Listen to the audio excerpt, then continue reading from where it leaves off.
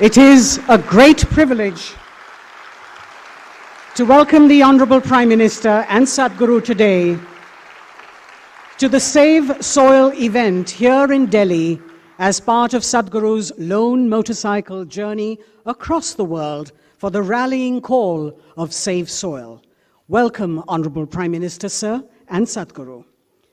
As I mentioned, it is a landmark day in Sadhguru's 100-day, 30,000-kilometer journey for the Conscious Planet Save Soil movement to accelerate citizen support and government action policy to revitalize soil. We have both Sadhguru and the Prime Minister here, and I'd like to request our soil champion, the lone motorcyclist, the one that needs no introduction, Sadhguru, to please share his pearls of wisdom with us.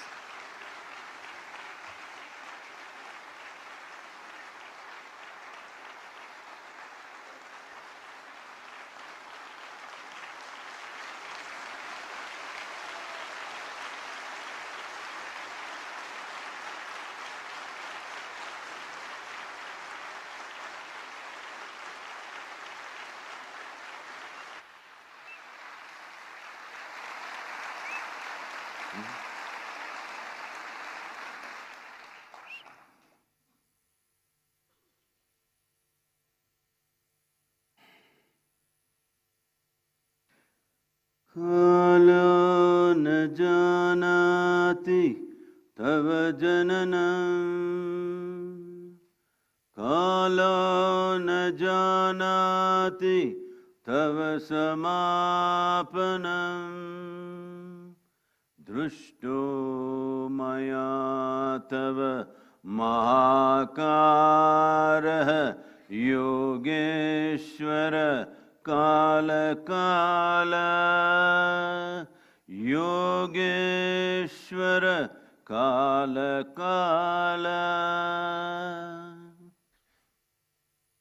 Namaskaram and our heartiest welcome to our beloved Prime Minister.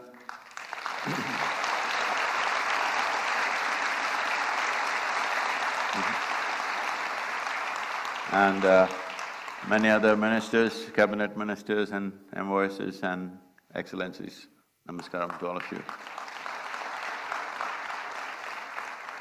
And above all, the wonderful volunteers who have supported me every mile.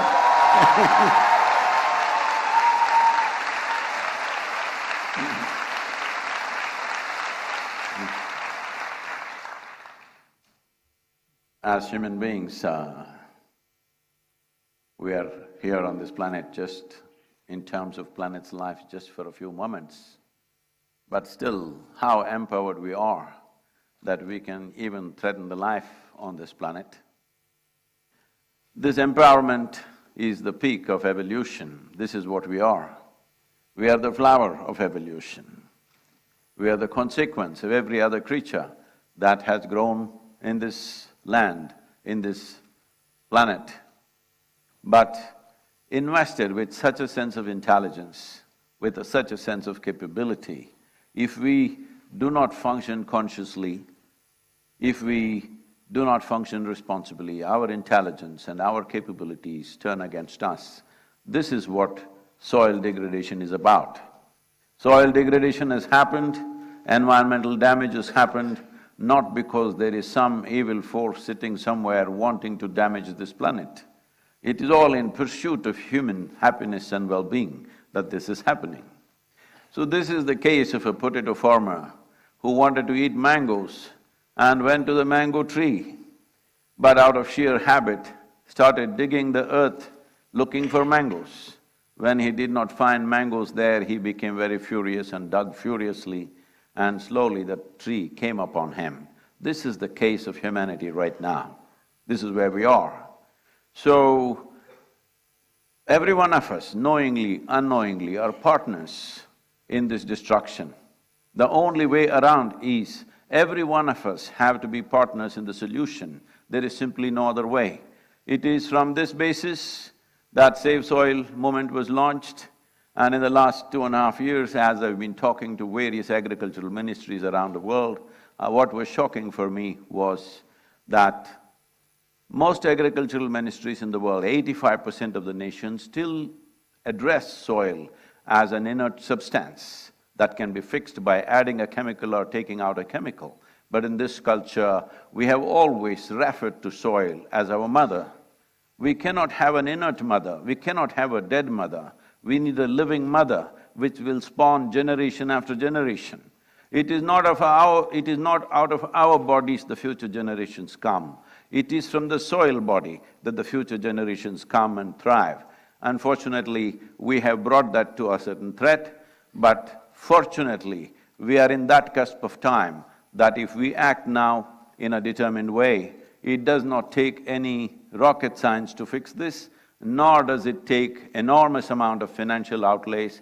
It just needs the right direction and a committed and approach, a resolute approach towards the solution.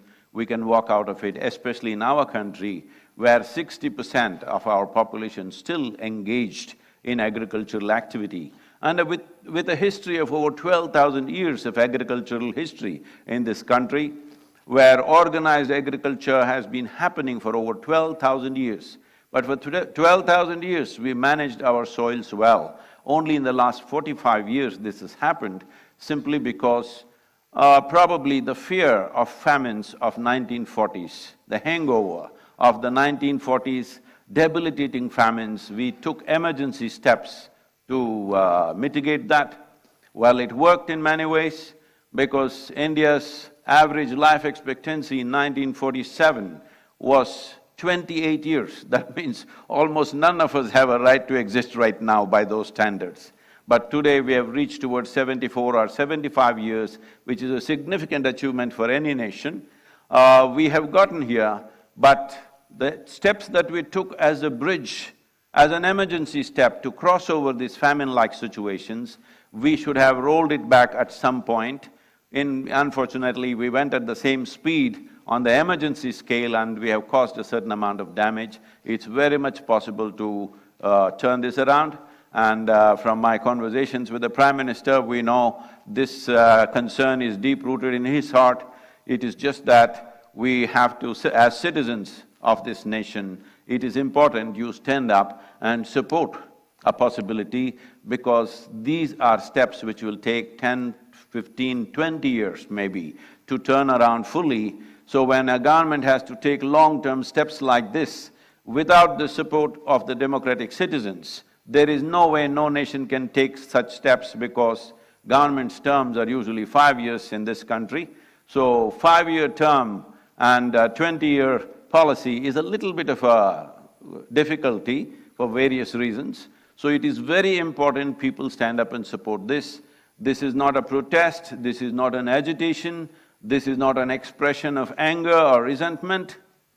This is an expression of our love and responsibility for the life that we are, and the life that's around us, and the life that should be beyond us. This is very, very important. Right now, what we are threatening is the future generations.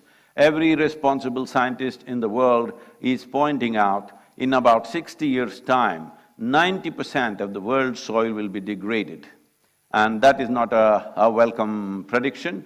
Definitely this can be turned around with the necessary policies, and it does not need enormous outlays. It needs focus, it needs resolute action, which I'm sure in this day and age, India is very much capable under the able leadership that we have, that we are competent enough to take these steps. So it is not a situation of hopelessness.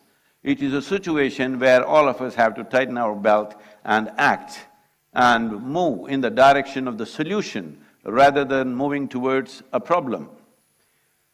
Apart from this, in the world, what I have seen is, wherever I traveled in the last 2.5, 3 years' time, meeting many people, environmental ministers, agriculture ministers and various bureaucrats, everybody knows the problem. Everybody generally knows what is the solution. So what I grasped from this was, everybody knows the problem, everybody knows the solution, but they're just waiting for an idiot to bell the cat. So here I am, I thought.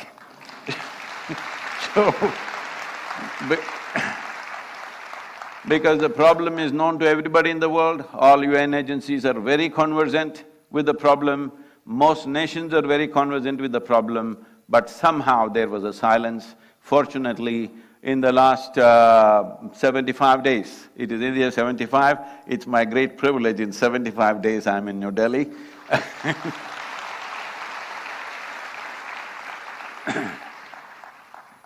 In the last 75 days, 74 nations have come on board for safe soil policy. 2.4 billion people have expressed their concern for soil, which has been never before.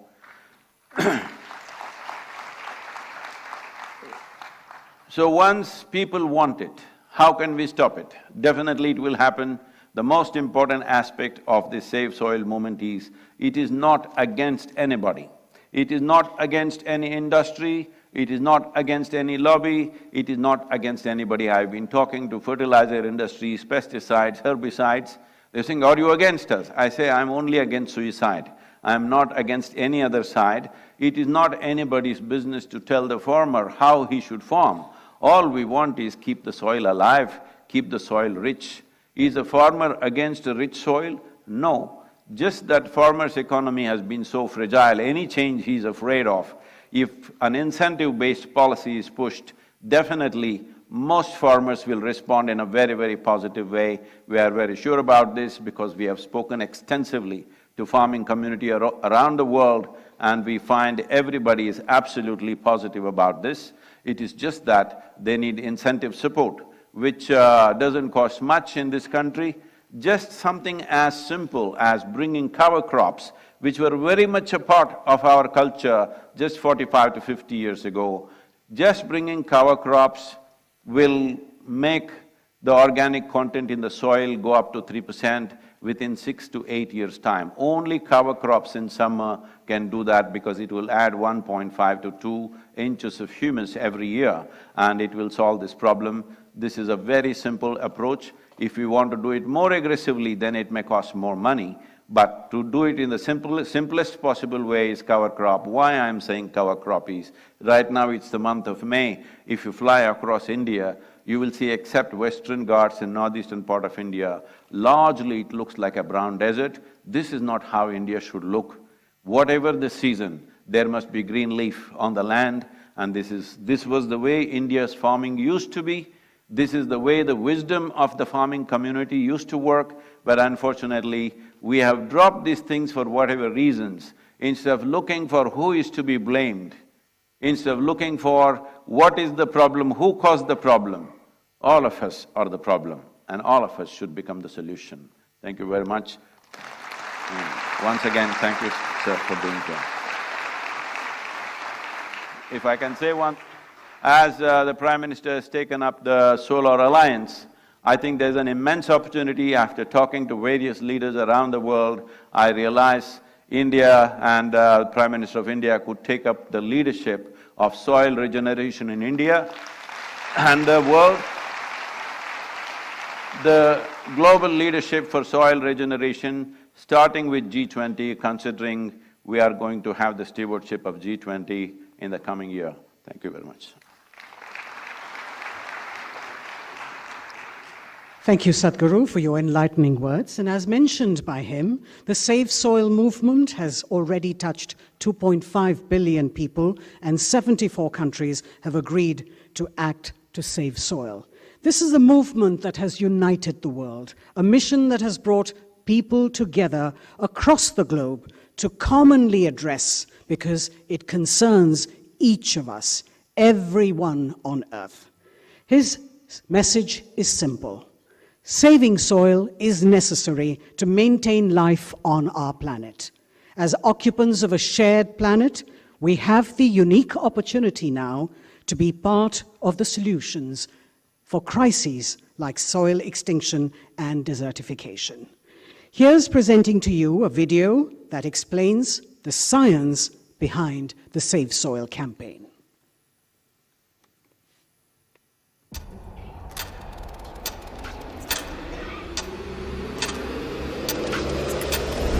What we are facing now is soil extinction. In most countries, more than 50% of the topsoil is already gone. Every responsible scientist in the world is clearly saying by 2045, we will be producing 40% less food. 300,000 farmers committed suicide. What else does it take to stir your humanity? UNFAO is saying the food that we are eating belongs to the unborn child. Eating away the food of that life is the worst possible way to live, isn't it? It is agreed by all scientific communities, minimum 3% organic content is essential to keep the organisms fed in the soil. So this is what we must aim at, an incentive-based policy where if you get the land to 3% organic content, you will get a certain amount of incentive.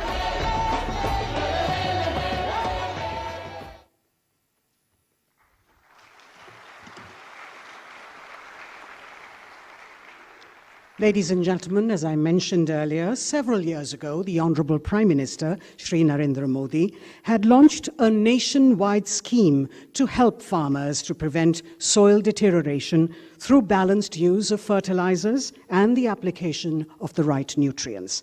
The Honorable Prime Minister's foresight, vision, and commitment to the global efforts to restore and rejuvenate our planet and soil in particular from extinction is exceptional. I'd like to request the Honorable Prime Minister of India, Shri Narendra Modi ji, to please address the gathering.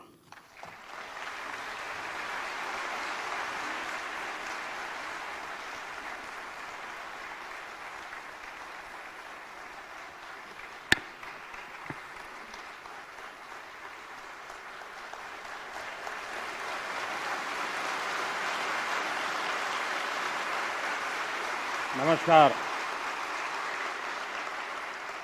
आप सभी को, पूरे विश्व को विश्व पर्यावरण दिवस की बहुत बहुत शुभकामनाएं।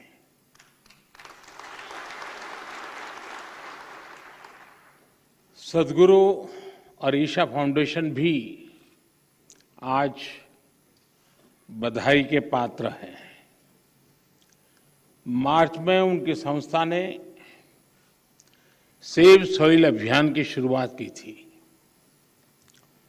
27 देशों से होते हुए उनकी यात्रा और 75वें दिन यहाँ पहुंची है। आज जब देश अपनी आजादी के 75वें वर्ष का पर्व मना रहा है, इस अमृत काल में नए संकल्प ले रहा है, तो इस तरह के जन अभियान बहुत अहम हो जाते हैं। साथियों, मुझे संतोष है कि देश में पिछले 8 साल में जो योजनाएं चल रही हैं, जो भी प्रोग्राम चल रहे हैं, सभी में किसी न किसी रूप से पर्यावरण संरक्षण का आग्रह है। स्वच्छ भारत मिशन हो या वेस्ट टू वेल्थ से जुड़े कार्यक्रम, अमृत मिशन के तहत शहरों में आधुनिक सीवेज ट्रीटमेंट प्लांट्स का निर्माण हो या फिर सिंगल यूज प्लास्टिक से मुक्ति का अभियान, या नमामि गंगे के तहत गंगा स्वच्छता का अभियान, one sun one grid solar energy पर फोकस हो या इथेनॉल के उत्पादन और ब्लेंडिंग, दोनों में वृद्धि, पर्यावरण रक्षा के भारत के प्रयास बहुआयामी रहे हैं। और भारत ये प्रयास तब तक कर रहा है जब दुनिया ने, आज जो क्लाइमेट के लिए दुनिया परेशान है, उस बर्बादी में हम लोगों की भूमिका नहीं है, हिंदुस्तान की भूमिका नहीं है। विश्व के बड़े और आधुनिक देश न केवल धरती के ज्यादा से ज्यादा संसाधन का दोहन कर रहे हैं, बल्कि सबसे ज्यादा कार्बन एमिशन भी उन्हीं के खाते में जाता है। कार्बन एमिशन का ग्लोबल औसत प्रति व्यक्ति 4 टन का है, जबकि भारत में प्रति व्यक्ति कार्बन फुटप्रिंट प्रतिवर्ष आधे टन के आसपास ही है। कहां 4 टन और कहां आधे टन। बावजूद इसके भारत पर्यावरण की दिशा में एक होलिस्टिक अप्रोच के साथ न केवल देश के भीतर बल्कि वैश्विक समुदाय के साथ भी जुड़ करके काम कर रहा है। अंतर्राष्ट्रीय स्तर पर भारत ने coalition for disaster resilient infrastructure CDRI और जैसे अभी सदगुरु जी ने कहा इंटरनेशनल सोलर अलायंस ISA के निर्माण का नेतृत्व किया है। पिछले वर्ष भारत ने यह भी संकल्प लिया है कि भारत 2070 तक नेट जीरो का लक्ष्य हासिल करेगा।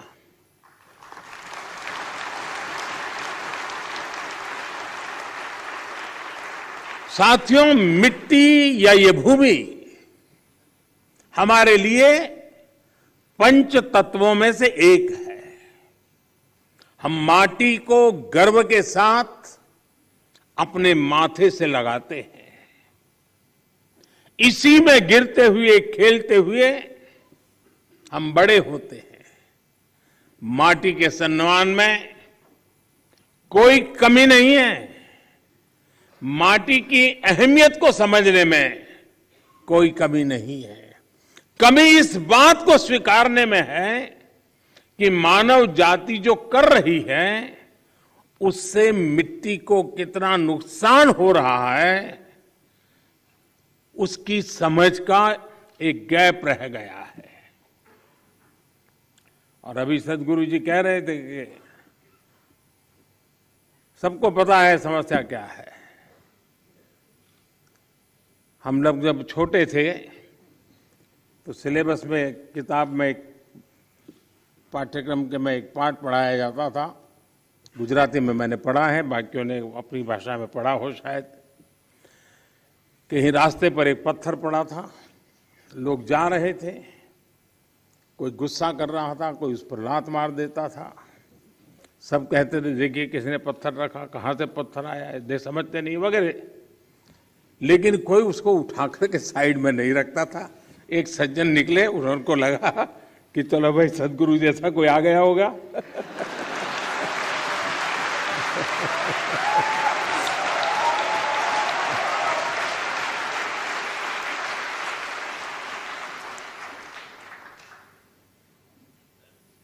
हमारे यहां युधिष्ठिर और दुर्योधन के भेद की जब चर्चा होती है तो दुर्योधन के विषय में जब कहा जाता है तो यही कहता है कि जाना भी धर्म न च में प्रवृत्ति। मैं धर्म को जानता हूं लेकिन मेरी प्रवृत्ति नहीं, मैं नहीं कर सकता हूं। सत्य क्या है मुझे मालूम है, लेकिन मैं उस रास्ते पर नहीं चल सकता हूं। तो समाज में जब ऐसी प्रवृत्ति बढ़ जाती है तो ऐसा संकट आता है तो एक सामूहिक अभियान से समस्याओं के समाधान के लिए रास्ते खोजने होते हैं। मुझे खुशी है कि बीते 8 वर्षों में देश ने मिट्टी को जीवंत बनाए रखने के लिए निरंतर काम किया है।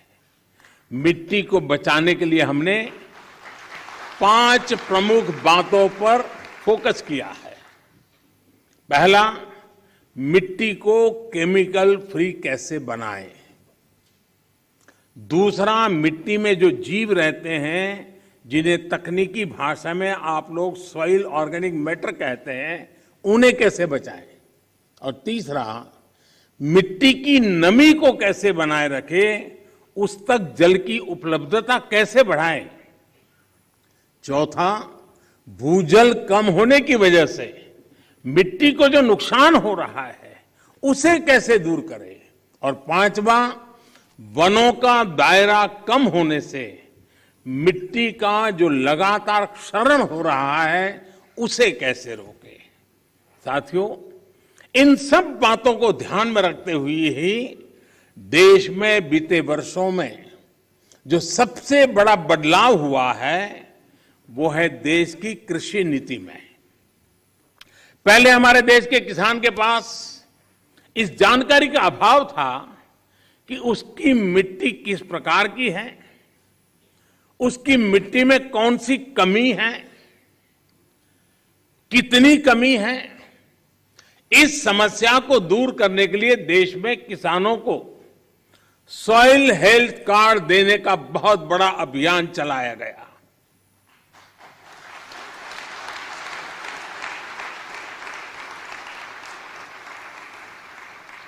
अगर हम किसी को मनुष्य को हेल्थ कार्ड दें ना तो भी अखबार में हेडलाइन बन जाएगी कि मोदी सरकार ने कुछ अच्छा काम किया। ये देश ऐसा है जो सॉइल हेल्थ कार्ड दे रहा है, लेकिन मीडिया की नजर अभी कम है।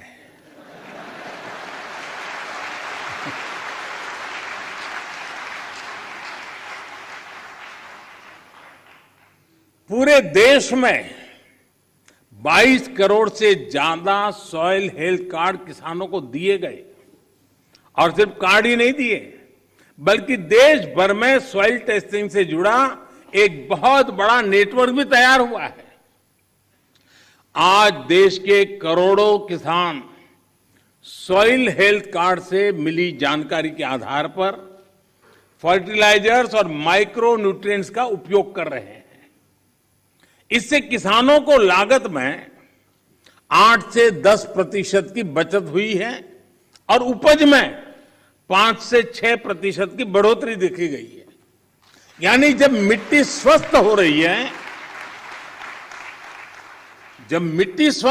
है, तो उत्पाद भी बढ़ रहा है।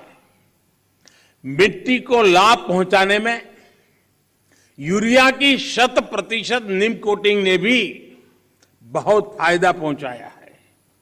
माइक्रो इरिगेशन को बढ़ावा देने की वजह से, अटल भू योजना की वजह से देश के अनेक राज्यों में मिट्टी की सेहत भी संभल रही है। कभी कभी कुछ चीजें, अब मान लीजिए कोई 1.5-2 साल का बच्चा बीमार है, तबीयत ठीक नहीं हो रही है, वेट नहीं बढ़ रहा है, ऊंचाई में भी कोई फर्क नहीं आता है, और मां को कोई कहे कि जरा इसकी चिंता करो, और उसको कहीं सुना हो कि भाई स्वास्थ्य के लिए दूध वगैरह चीजें अच्छी होती हैं, और मान लो वो हर दिन 10-10 लीटर दूध में उसको स्नान करवा दे, तो उसका स्वास्थ्य ठीक होगा क्या? लेकिन अगर कोई समझदार मां एक चम्मच थोड़ा सा दूध उसको पिलाती जाए, दिन में 2 बार, 5 बार, 7 बार, एक चम्मच, तो धीरे धीरे फर्क नजर आएगा। ये फसल का भी ऐसा ही है, पूरा पानी भर करके फसल को डुबो देने से फसल अच्छी होती है ऐसा नहीं है। बूंद बूंद पानी पिलाया जाए तो फसल ज्यादा अच्छी होती है। पर ड्रॉप मोर क्रॉप।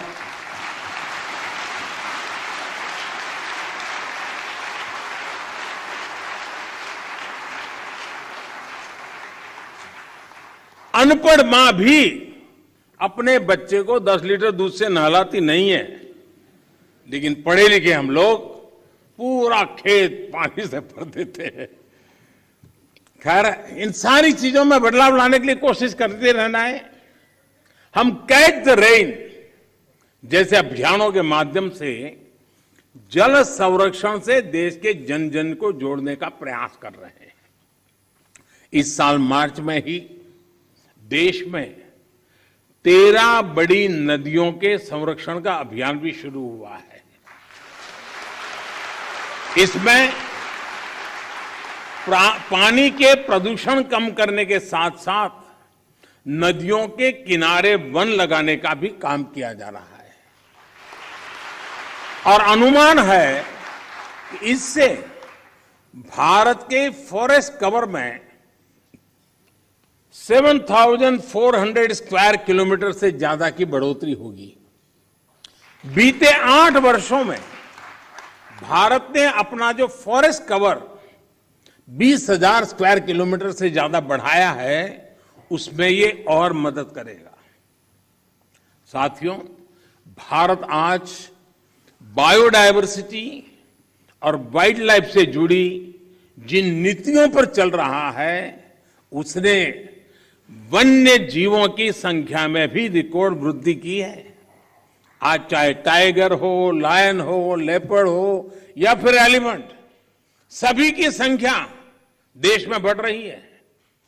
साथियों, देश में ये भी पहली बार हुआ है जब हमारे गांव और शहर को स्वच्छ बनाने, ईंधन में आत्मनिर्भरता, किसानों को अतिरिक्त आय और मिट्टी के स्वाद के अभियान को हमने एक साथ जोड़ा है। गोवर्धन योजना ऐसा ही एक प्रयास है। और जब मैं गोवर्धन योजना बोलता हूं तो कुछ सेक्युलर लोगों को सवाल उठेगा कि ये कौन सा गोवर्धन ले आया है। वो परेशान हो जाएंगे।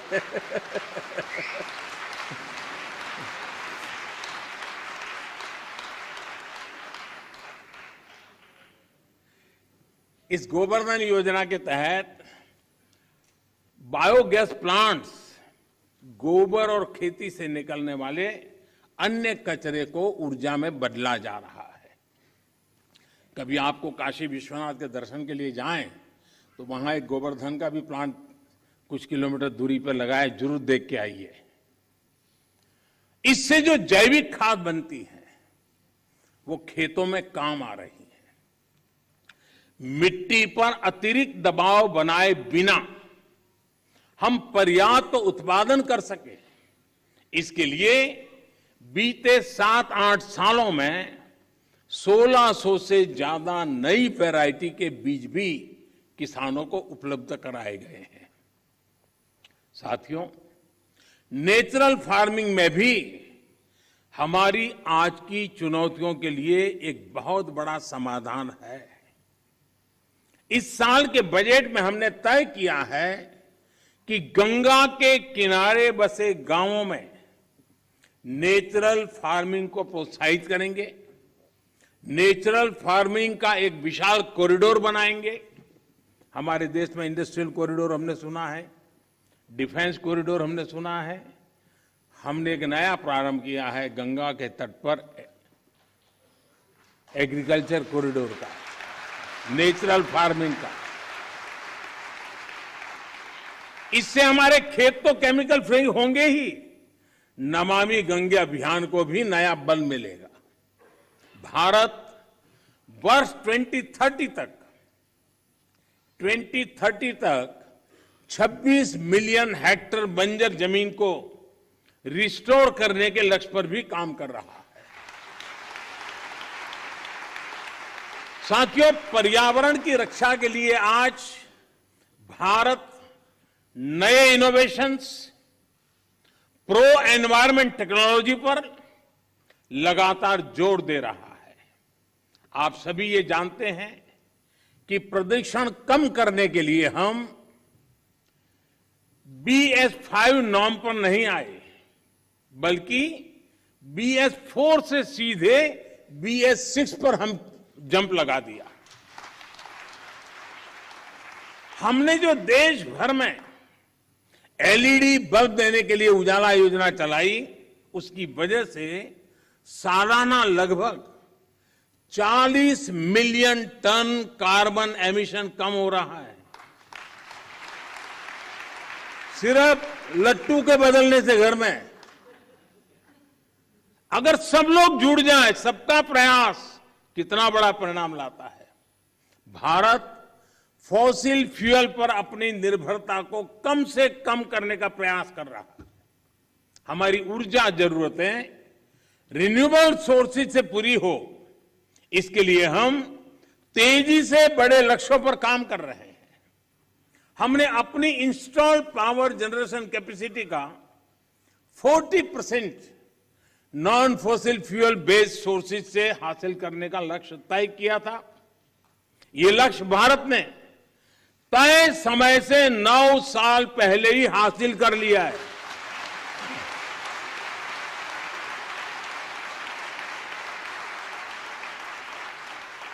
आज हमारी सोलर एनर्जी कैपेसिटी करीब 18 गुना बढ़ चुकी है। हाइड्रोजन मिशन हो या फिर सर्कुलर इकोनॉमी पॉलिसी का विषय हो, ये पर्यावरण रक्षा की हमारी प्रतिबद्धता का प्रमाण है। हमने पुरानी गाड़ियों को लिए स्क्रैप पॉलिसी लाए हैं। वो स्क्रैप पॉलिसी भी अपने आप में एक बहुत बड़ा काम होने वाला है।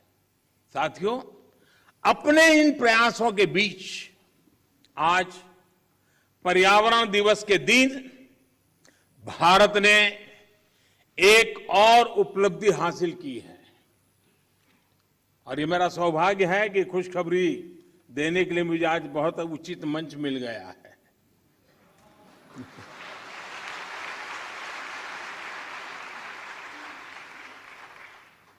भारत की परंपरा रही है कि जो यात्रा करके आता है उसको छूते हैं तो आधा पुण्य आपको मिल जाता है।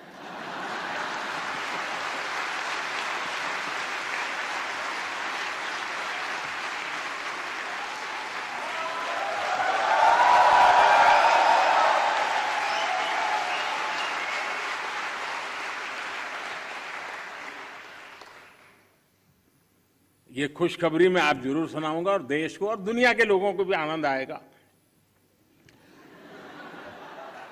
हाँ, कुछ लोग आनंद ही ले सकते हैं।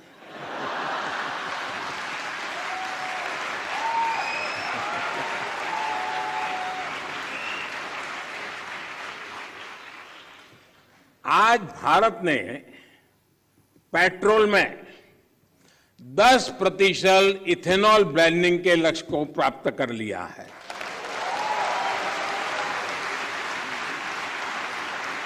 आपको ये जानकर भी गर्व की अनुभूति होगी कि भारत इस लक्ष्य पर तय समय से 5 महीने पहले पहुंच गया है।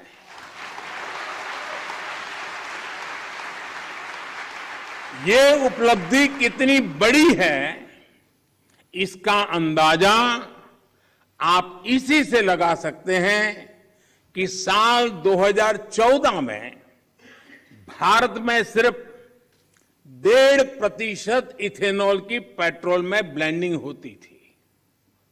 इस लक्ष्य पर पहुंचने की वजह से भारत को 3 सीधे फायदे हुए हैं। एक तो इससे करीब 27 लाख टन कार्बन एमिशन कम हुआ है।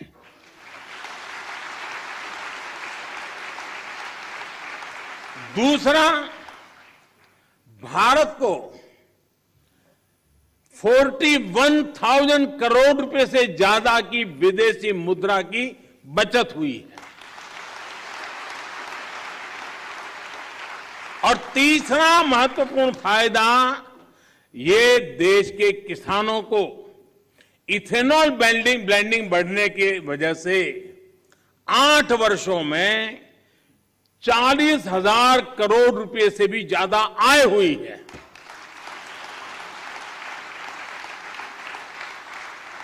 मैं देश के लोगों को, देश के किसानों को, देश की ऑयल कंपनियों को इस उपलब्धि के लिए बधाई देता हूं।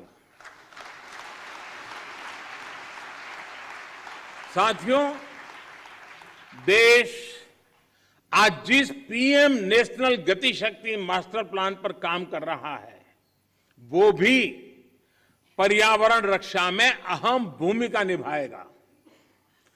गति शक्ति की वजह से देश में लॉजिस्टिक सिस्टम्स आधुनिक होगा, ट्रांसपोर्ट सिस्टम मजबूत होगा। इससे प्रदूषण कम करने में बहुत मदद मिलेगी। देश में मल्टी मॉडल कनेक्टिविटी हो, 100 से ज्यादा नए वाटरवे के लिए काम हो, ये सभी पर्यावरण की रक्षा और क्लाइमेट चेंज की चुनौती से निपटने में भारत की मदद करेंगे। साथियों, भारत के इन प्रयासों, इन अभियानों का एक और पक्ष है जिसकी चर्चा बहुत कम होती है। ये पक्ष है ग्रीन जॉब्स। भारत जिस प्रकार पर्यावरण हित में फैसले ले रहा है, उन्हें तेजी से लागू कर रहा है, वो बड़ी संख्या में ग्रीन जॉब के अवसर भी बना रहे हैं। ये भी एक अध्ययन का विषय है कि जिसके बारे में सोचा जाना चाहिए।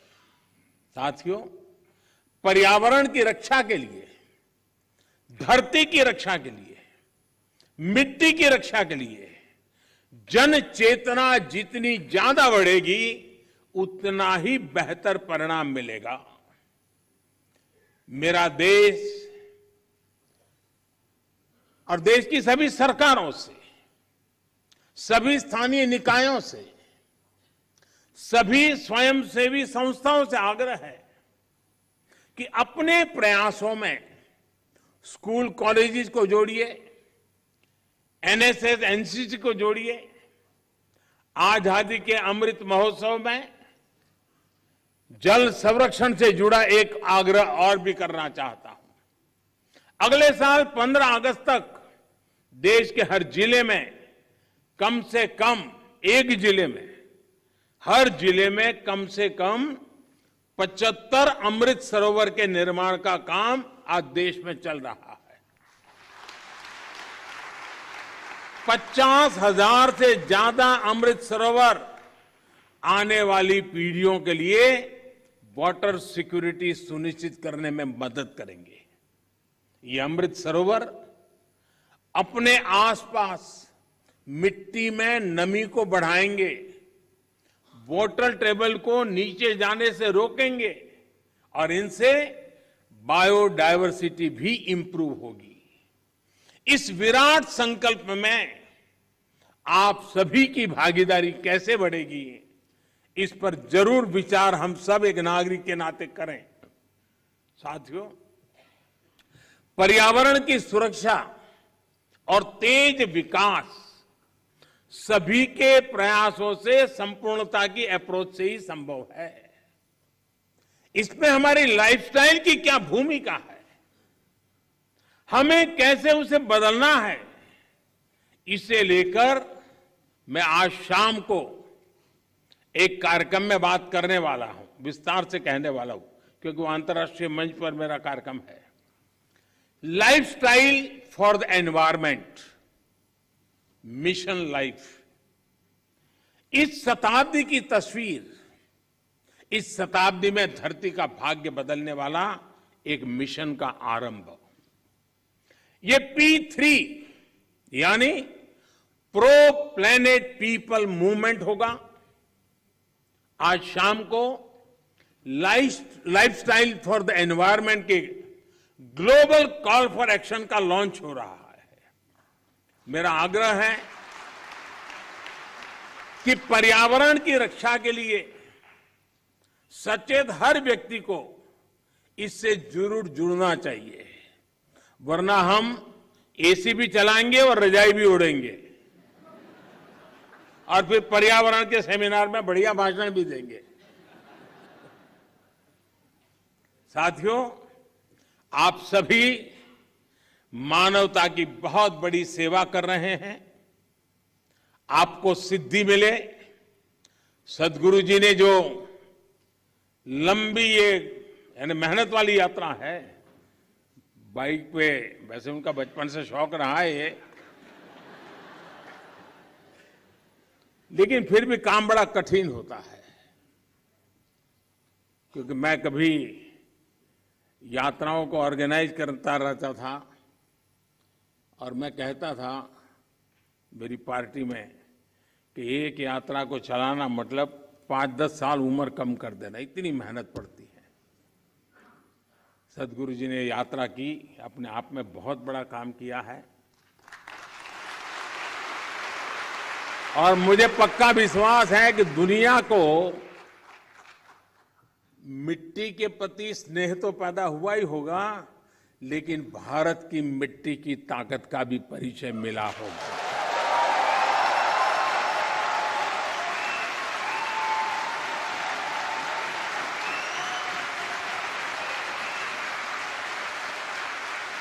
आप सबको बहुत बहुत शुभकामनाएं। धन्यवाद।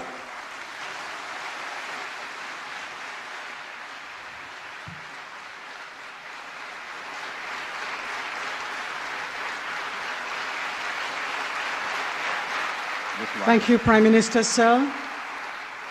Thank you, Prime Minister, sir, for your words of wholehearted support, encouragement and guidance.